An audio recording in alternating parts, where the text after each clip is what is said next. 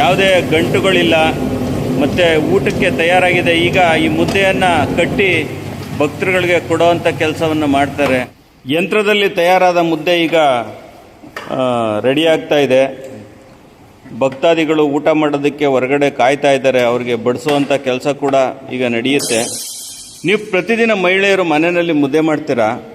ಇವತ್ತು ಯಂತ್ರದಿಂದ ಮಾಡಿರೋಂಥ ಮುದ್ದೆನ ಕಟ್ತಾ ಇದ್ದೀರಾ, ಏನನ್ಸುತ್ತೆ ನಿಮಗೆ? ಸೂಪರ್ ಆಗೈತೆ ಸರ್, ಮನೆಗಿಂತ ಚೆನ್ನಾಗಿ ಬೆಂದೈತೆ, ಚೆನ್ನಾಗಿ ಬರ್ತೈತೆ, ಒಂಚೂರು ಗಂಟಿಲ್ಲ, ಸ್ಮೂತಾಗೆ ಚೆನ್ನಾಗಿ ಬರ್ತೈತೆ.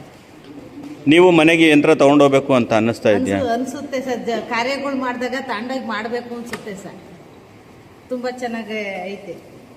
ಪ್ರತಿದಿನ ಅವರು ಮನೆಯಲ್ಲಿ ಮುದ್ದೆನೇ ಮಾಡ್ತಾರೆ, ಮುದ್ದೆ ಕಟ್ತಾರೆ. ಅವ್ರು ಮಾಡೋ ಮುದ್ದೆನ ಅವರು ಕಟ್ಟಿ ತಮ್ಮ ಮನೆಯ ಮಂದಿಗೆ ಬಡಿಸ್ತಾ ಇರ್ತಾರೆ. ಆದರೆ ಇವತ್ತು ಯಂತ್ರ ಮಾಡಿರುವಂಥ ಮುದ್ದೆಯನ್ನು ಅವರು ಮನೆ ಅಂದರೆ ಇಲ್ಲಿ ದೇವಾಲಯದಲ್ಲಿ ಭಕ್ತರಿಗೆ ಬಡಿಸುವಂಥ ಕೆಲಸ ಮಾಡ್ತಾ ಇದ್ದಾರೆ. ಅವರು ತುಂಬ ಸಂತೋಷವಾಗಿದ್ದಾರೆ. ನಿಮ್ಮ ಅನಿಸಿಕೆ ಅಭಿಪ್ರಾಯಗಳನ್ನ ಕಾಮೆಂಟ್ ಬಾಕ್ಸಲ್ಲಿ ತಿಳಿಸಿ. ಅದೇ ರೀತಿ ಹೆಚ್ಚು ನೀವು ಮುದ್ದೆ ಪ್ರಿಯರಾಗಿದ್ದರೆ ಇನ್ನಷ್ಟು ಜನಕ್ಕೆ ಈ ವಿಚಾರ ತಿಳಿಸೋದಕ್ಕೆ ಶೇರ್ ಮಾಡಿ. ಈಗ ಮನೆಯಲ್ಲಿ